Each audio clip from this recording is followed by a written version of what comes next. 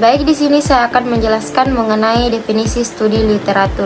Nah, yang dimaksud dengan studi literatur adalah sebuah proses sistematis, eksplisit, dan reproduktif untuk mengidentifikasi, mengevaluasi secara kritis, dan mensintesis seperti karya-karya penelitian, data, atau teori yang relevan dengan baik untuk pertanyaan dan penelitian tertentu.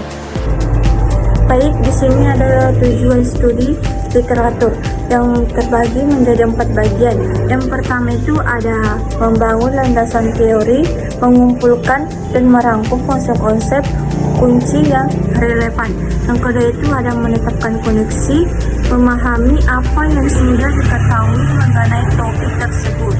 Yang ketiga itu ada mengidentifikasi gap penelitian, menemukan celah atau masalah yang belum terjawab oleh penelitian sebelumnya yang akan menjadi justifikasi penelitian Anda.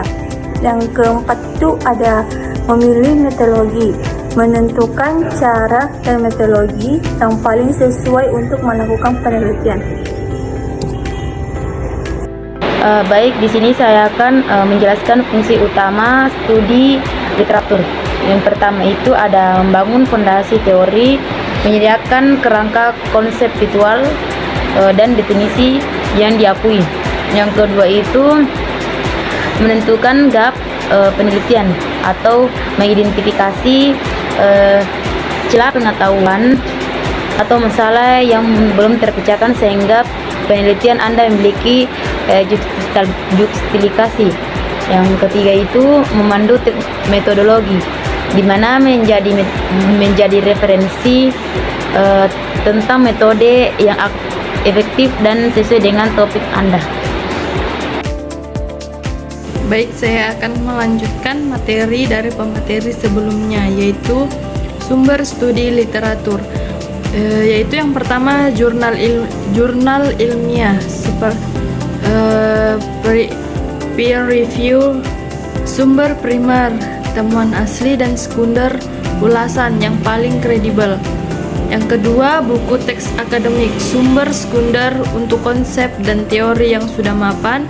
Yang ketiga, tesis atau disertasi, laporan penelitian mendalam dari mahasiswa pasca sarjana. Yang keempat, proceeding, konferensi, yaitu sumber primer yang sering memuat temuan baru. Terima kasih. Assalamualaikum warahmatullahi wabarakatuh. Di sini saya akan menjelaskan tentang langkah-langkah melakukan studi literatur. Yang pertama yaitu tentukan topik dan lingkup, tetapkan kata dan batasan waktu atau geografis yang jelas. Yang kedua ada cara sumber, yaitu lakukan pencarian sistematis di basis data akademik, misalnya Google Scholar atau Scopus, menggunakan kata kunci yang sudah ditentukan.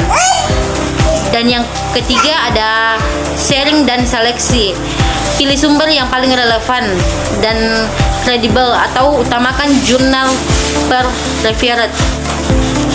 reviewed.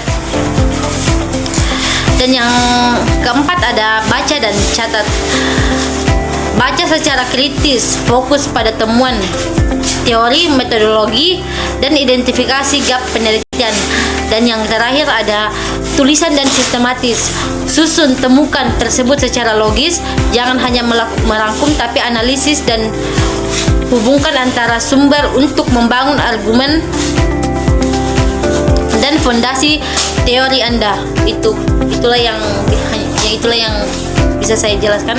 Melanjutkan materi dari pemateri sebelumnya, yaitu manfaat studi literatur. Membentuk teori, yaitu menyediakan fondasi teoritis yang kuat. Yang kedua, menemukan gap, mengidentifikasi celah pengetahuan yang akan diisi oleh penelitian. Yang ketiga, memperkuat validitas, memberikan bukti pendukung untuk hasil dan metodologi penelitian Anda. Kemudian yang terakhir, kesimpulan, yaitu